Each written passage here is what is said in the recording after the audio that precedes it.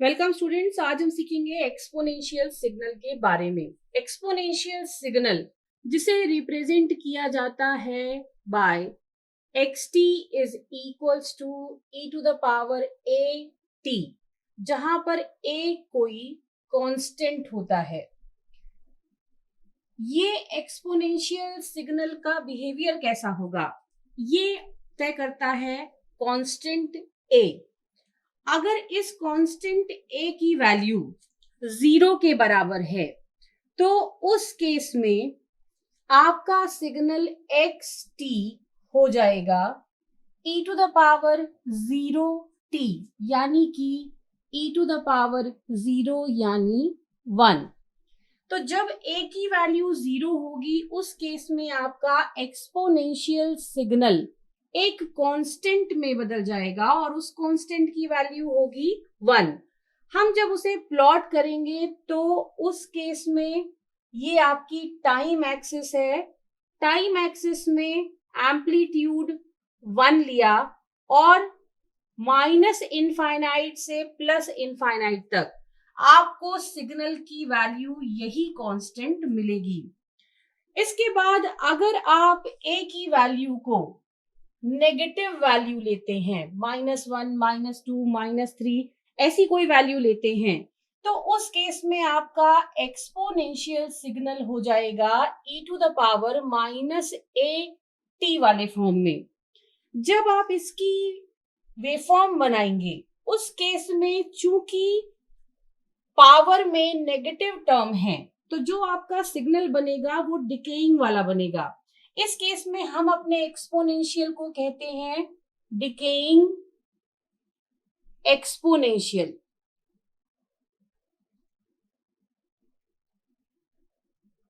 और इसकी जो वेवफॉर्म बनती है टाइम के रिस्पेक्ट में वो लगातार डिके होती जाती है। इसे बनाते वक्त आपको एक चीज का ध्यान रखना होता है कि जहां पर टाइम की वैल्यू 0 है वहां पे आपका ग्राफ एम्पलीट्यूड की वैल्यू 1 पर गुजरे, क्योंकि टाइम की वैल्यू अगर आप इसमें 0 रखेंगे तो फिर से आपको इसके आधार पर एम्पलीट्यूड की वैल्यू 1 मिलेगी। तो जहां पर आपका टाइम एक्सिस का 0 है मतलब ओरिजिन है, वहां पे आपके सिग्नल का एम्पलीट्यूड 1 रहेगा। दूसरी चीज जिसका आपको ध्यान रखना चाहिए, क्योंकि ये एक डिकेइंग सिग्नल है लेकिन इसकी वैल्यू कहीं भी 0 नहीं हो सकती, जिसके कारण से ये जो पॉजिटिव टाइम के लिए आपने ग्राफ बनाया है, आप कितना भी आगे बनाएं ये एक्सिस के पास जाएगा लेकिन उससे कभी भी टच नहीं होगा। So this is the second case जब हमारे a की वैल्यू नेगेटिव है। अब अगर a की वैल्यू एक्सपोनेंशियल सिग्नल के केस में पॉजिटिव हो यानी कि 0 से बड़ी हो तो उस केस में हमारा एक्सपोनेंशियल सिग्नल हो जाता है e to the power at और हम इसे कहते हैं राइजिंग एक्सपोनेंशियल।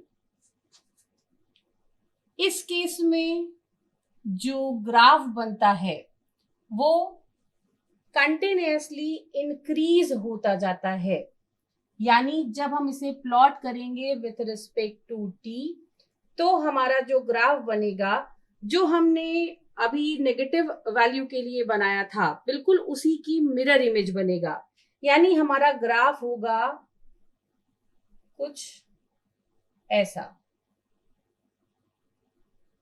इस ग्राफ को बनाते वक्त आपको फिर से उन्हीं चीजों का ध्यान रखना है, यानी जहां पर टाइम की वैल्यू 0 है वहां पर एम्पलीट्यूड की वैल्यू 1 होगी और ये जो ग्राफ है ये टाइम की नेगेटिव वैल्यू के लिए लगातार घटता जाएगा लेकिन कभी भी टाइम एक्सिस को टच नहीं करेगा, क्योंकि ये सिग्नल कभी भी 0 नहीं होगा।